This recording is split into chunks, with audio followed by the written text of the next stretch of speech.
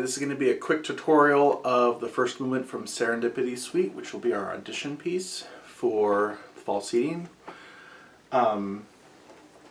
This piece has a lot of excellent technical aspects to it, one of which is the fact that each movement features a different section of the orchestra. So the first movement features the violins, the second movement features the violas, third, cello, and finally the fourth features the bass. Fit as a fiddle, the first movement, as you know, features the violins. And there's a few things happening here. First of all, Richard Meyer, the composer, he's using a lot of fiddle techniques. The first few measures of music have a drone string on the A, followed by a G sharp, followed by a G natural, followed by an F sharp. So this, when you put it together,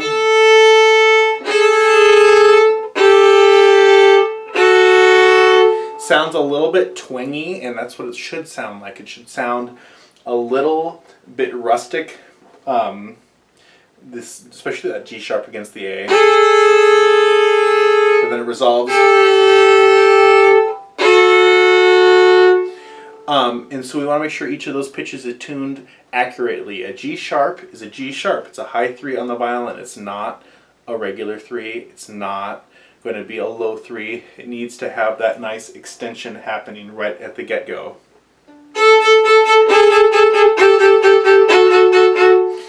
Other technical aspects after that first two measures, we have string crossings all over the place because it's supposed to be like a fiddle tune. Lots of open string sounds happening in this piece. Again, see how I did this? I executed it with putting my first finger down on the D string, going back to my open A.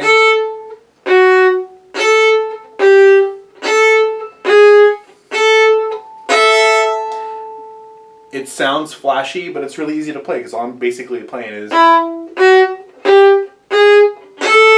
I'm adding in an A every other note. Other things that I know are going to be technically a little bit different in this particular piece. At the end of the first ending, this is measure 12, we have a triplet. It's more like a grace note.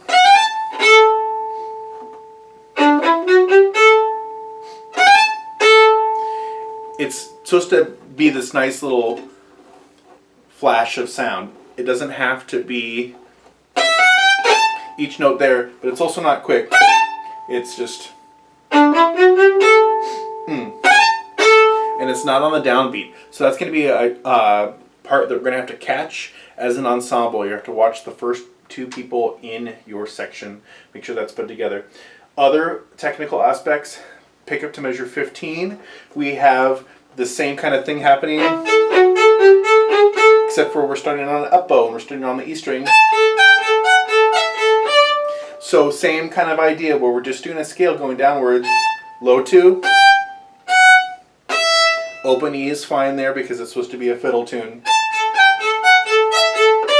And each note has an A alongside.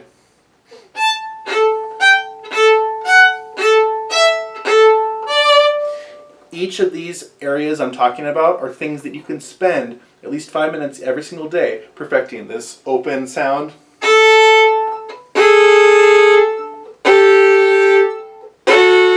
and this, just getting that so it's nice and clean on your instrument. That flick that I was talking about earlier, that's going to come after the downbeat. Okay, aim for the A. The other notes are just a shimmer and it's not on the downbeat. Last but not least, the last three measures here are a combination of these effects that he's been writing. We have an up bow, F natural. I shift up to first finger.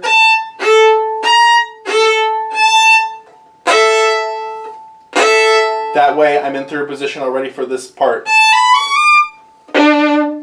In the past when I've taught this piece, I've had the students go down to the G string because the G is going to be a bigger sound than trying to do an open A, which is going to, in the end, when we're playing it in a big hall and we have however many students playing the first violin part, it's going to sound a little bit open. So if we aim for this nice big Russian accent, the note even has an accent sign on it.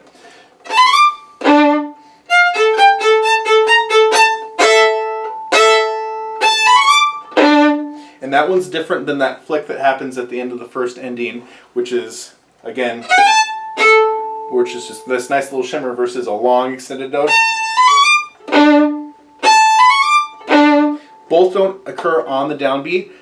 They are going to be different, though, in rhythm and how we are performing them. I'm going to play this whole movement for you on this video. I have my metronome here. It's set currently to 60. That's the half note equals 60 because we're in cut time. So every 2 quarter note beats or 4 eighth note beats, we're going to have 1 click.